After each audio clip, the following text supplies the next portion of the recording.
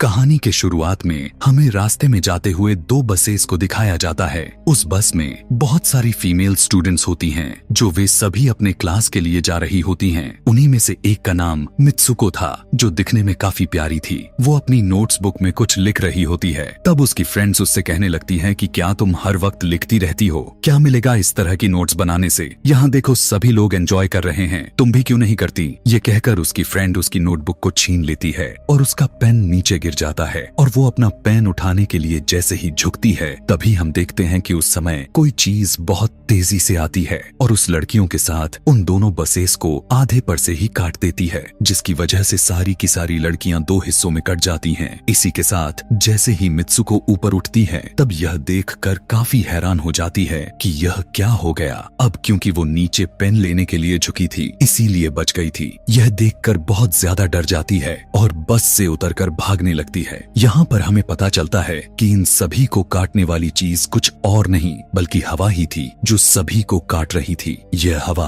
अब मित्सुको के पीछे भी पड़ जाती है। यह देखते हुए मित्सुको चिल्लाते हुए काफी तेजी से भागने लगती है। भागते समय उसे आगे 4 लड़कियां और भी दिखाई देती हैं और वो उन्हें झुकने के लिए कहती हैं, लेकिन काफी देर हो चुकी थी। वो हवा उन्हें भी आधे पर से काट कर चली जाती है। लेकिन उनमें से मित्सुको एक लड़की को बचा लिया था कि तभी इन्हें कुछ साइकिलिंग करते हुए लड़कियां नजर आती हैं, जो कहीं पर जा रही थीं। उन्हें भी ये बचाने की कोशिश करती हैं, लेकिन वो हवा उनके साथ भी वही करता है जो अभी इनके दोस्तों के साथ हुआ। और इसी दौरान वो लड़की भी मारी जाती है, जिसे अभी उस अदृश्य चीज से बचाया था। अब वो यह देखकर काफी डर जाती है और वो इधर उधर भागने लगती है। आगे हम देखते हैं कि मित्सुको जब एक नदी के पास जाती है, तो वो यह देखकर हैरान हो जाती है कि उस नदी में भी पहले से बहुत सारी डेड बॉडीज पड़े हुए थे, जिसने हवा ने यानी उस अदृश्य चीज ने काट दिया था। वहाँ से वो एक डेड बॉडी के कपड़े लेकर चेंज कर लेती है। अगले सीन में हम देखते हैं कि मित्सुको चलते चलते एक स्कूल में पहुंच चुकी है, जहाँ पर और भी बहुत सारी फीमेल स्टूडेंट्स थीं।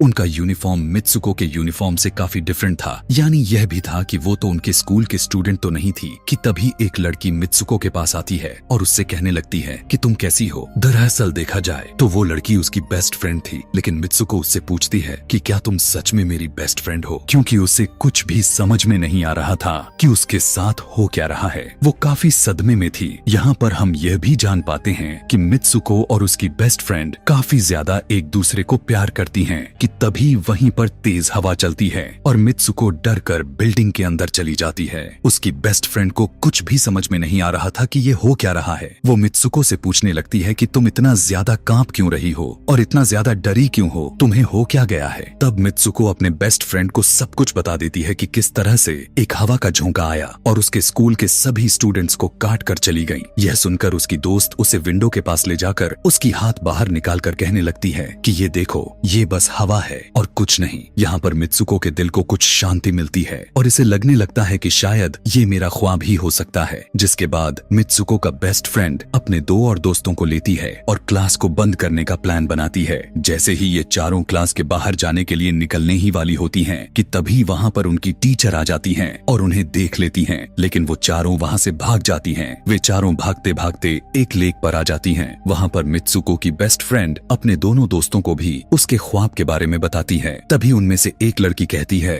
कि हो सकता है कि यह सच हो, जैसे मिरर वर्ल्ड होती है जहाँ पर इस दुनिया से ऑपोजिट यानी उल्टा होता है। यह कहकर वो तालाब में एक पत्थर फेंक कर कहने लगती है कि देखो, यहाँ पर मैंने तो पत्थर फेंका है, लेकिन हो सकता है कि दूसरी दुनिया में मैंने ऐसा ना किया हो। कि तभी अचानक से उस तालाब में से एक क्रोकोडाइल निकल कर आता है, उसमें से एक लड़की को खा जाता है। फिर वो लड़की कहने लगती है कि देखो, मैंने कहा था ना, जो इस दुनिया में होता है वो उस दुनिया में बिल्कुल भी नहीं होता, और जो उस दुनिया में हो रहा है वो इस दुनिया में नहीं हो सकता। तो इसको भी उसी दुनिया में मगरमच्छ ने खाया है। और यहाँ पर ये देखो, ये तो बिल्कुल सेफ है। उसी लेक के पास एक बिस्तर यानी एक बेड नजर आता है। ये चारों उस बेड से तकिए को उठाकर खेलने लगती हैं कि तभी हम देखते हैं दूर से 2 लड़कियां इन्हें देख रही थीं। उन दोनों लड़कियों में से एक ब्राइडल बनी हुई थी, क्योंकि ये दोनों लड़कियां आपस में एक दूसरे से शादी कर ली थीं। जिसके बाद उनमें से एक फ्रेंड बताती है कि हमें कुछ ऐसा करना होगा जो उस दुनिया में इम्पॉसिबल हो, क्योंकि हमारे किस्मत तो पहले से लिखी जा चुकी है, लेकिन हम इसे बदल भी सकते हैं। जिसके बाद ये सभी लड़कियां अपने स्कूल में वापस आती हैं और नेक्स्ट लेक्चर लेने के लिए क्लास में चली जाती हैं कि तभी मित्सुको देखती है उसके पास एक तकिया पड़ा हुआ है।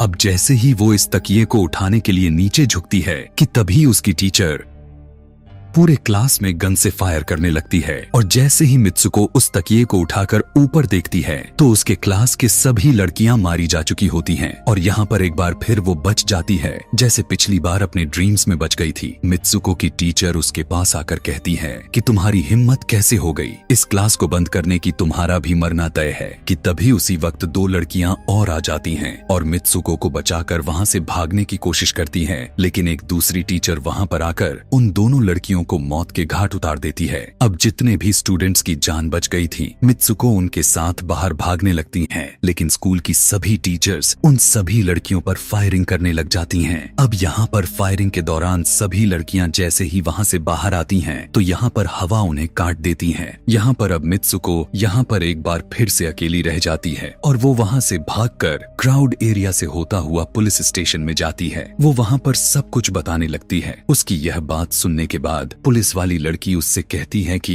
लेकिन तुमने स्कूल वाली कपड़े तो नहीं पहने हुए हैं। और जब वो उसके सामने एक मिरर को रखती है तब मित्सुको उस मिरर में देखती है कि वो तो एकदम से बदल गई होती है और लोग उसे मित्सुको के नाम से नहीं बल्कि उसे किसी और नाम से बुला रहे थे। यहाँ पर हमें पता चलता है कि उसकी शादी होने वाली थी। तब वही पुलिस ऑफिसर उसे उसकी शादी के लिए लेकर जाती है। यह देखकर आसपास के लोग उसे कॉन्ग्रेचुलेशंस दे रहे थे। अब जैसे ही वे सभी उसे लेकर चर्च पहुंचते हैं तो मित्सुको को बेस्ट फ्रेंड भी वहीं पर मौजूद होती है। मित्सुको उससे पूछने लगती है कि यह सब मेरे साथ क्या हो रहा है। तब उसकी दोस्त उससे कहती है कि अभी खामोश रहो, हम अभी किसी के कंट्रोल में हैं, बस जैसा मैं कहूँ तो तुम वैसा ही करो। और यह कहते हुए वो उसका वेडिंग ड्रेस पहनाती है और उसे वहाँ जाने के लिए कहती है। अब जैसे ही वो अपनी मैरिज सेरेमनी के लिए आगे बढ़ती है तो वहाँ की सभी लड़कियाँ उसका मजाक उड़ाने लगती हैं। यह देखकर उसकी बेस्ट फ्रेंड एक एक करके सभी को मारना शुरू कर देती है। जिसके बाद जैसे ही मित्सुको आगे बढ़ती है तो उसके ग्रूम की जगह एक ताबूत खड़ा हुआ नजर आता है।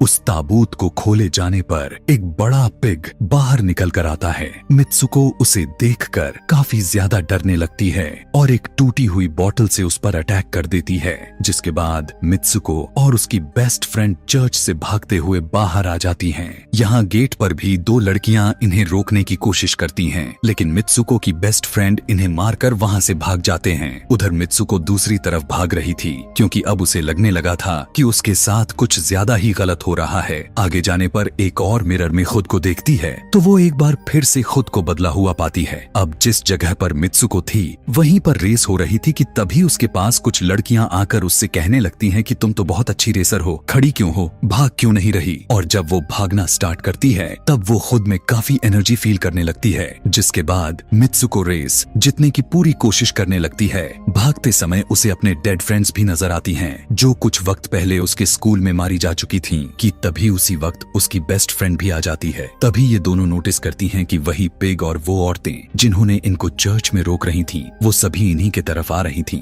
भागते समय कुछ लड़कियां मित्सुको से कहने लगती हैं कि इस दुनिया से बाहर चली जाओ। इसके बाद हम आगे देखते हैं कि मित्सुको भागते भागते एक सुनसान अंधेरी जगह पर आ जाती है। वहीं पर कुछ स्टूडेंट्स नजर आती हैं जिन्होंने यूनिफॉर्म पहना हुआ था। वो सभी लड़कियां मित्सुको से कहने लगती हैं कि हम सभी मरे हुए हैं और तुम्हें भी मार देंगे। लेकिन तभी मित्सुको की बेस्ट फ्रेंड वहां पर आकर उस लड़की को मारकर वहां से मित्सुको को भगा ले जाती है। मित्सुको की बेस्ट फ्रेंड उसे अपना नाम जोर जोर से पुकारने के लिए कहती है, जिस पर मित्सुको अपना नाम जोर जोर से लेने लगती है। इसी के साथ मित्सुको अपना असली रूप में वापस आ जाती है। उसकी बेस्ट फ्रेंड उसे अपना हाथ दिखाते हुए कहती है कि प्लीज मेरे हाथ में जो वायर लगी हुई है उसे बाहर खींच दो ताकि मैं इस दुनिया से बाहर जा सकूं। लेकिन मित्सुको को डर भी था कि कहीं यह वायर खींचने से उसकी जान न चली जाए। और क्योंकि मित्सुको अपने बेस्ट फ्रेंड को काफी ज्यादा प्यार करती थी इसलिए वो ऐसा नहीं करना चाहती थी, लेकिन ज्यादा उसे फोर्स करने पर वो उसकी वायर्स खींच देती है। वायर खींचते ही उसकी बेस्ट फ्रेंड की बॉडी दो हिस्सों में बट जाती है और तभी उसी वक्त उसे एक गेट नजर आती है। उस दरवाजे से बाहर आने पर वो देखती है कि अब वो आदमियों की दुनिया में आ चुकी है। वहीं पर उसके पोस्टर्स भी लगे हुए थे। जिस पोस्टर को कुछ लड़के देख रहे थे तभी एक लड़का मित्सुको के पास आकर कहता है कि तुम फ्यूचर में हो। इस बात को सुनते ही वो बेहोश हो जाती है। कुछ टाइम के बाद जब उसे होश आता है तब वो आगे बढ़ती है। तब वो देखती है कि एक बूढ़ा आदमी गेम खेल रहा होता है और उसी गेम में मित्सुको वही कैरेक्टर नजर आती है जो अभी बनी हुई है। मित्सुको को देखते ही बूढ़ा आदमी कहने लगता है कि मैंने ही इस गेम को बनाया है और मैं ही हूँ जो तुम लोगों को कंट्रोल कर रहा हूँ। तुम तो बहुत पहले मारी जा चुकी थी, लेकिन मैंने तुम्हारा डीएनए लेकर तुम्हें फिर से बनाया। मित्सुको को जब यह बात सुनकर उसे पता चल जाता है कि यह एक गेम है तो उसे लगता है कि शायद मैं अभी भी अपने दुनिया में जा सकती हूँ कि तभी उसी समय एक आदमी आता है और मित्सुको को अपने पास बुलाने लगता है। तब वो बूढ़ा आदमी मित्सुको से उसकी आखिरी लेवल को कंप्लीट करने के लिए कहता है। वो आगे बढ़ने लगती है कि तभी मित्सुको को अपने दोस्त की कही हुई बात याद आ जाती है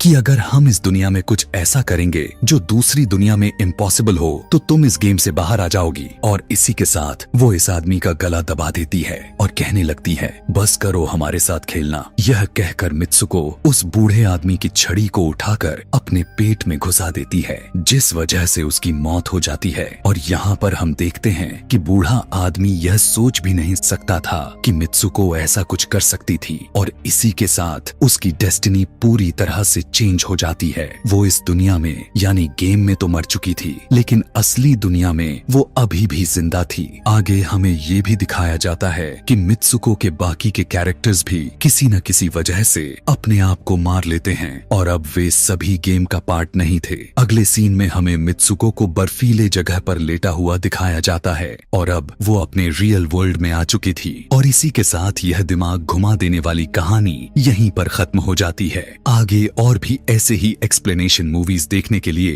कमेंट में नेक्स्ट लिखना ना भूलें। Thanks for watching.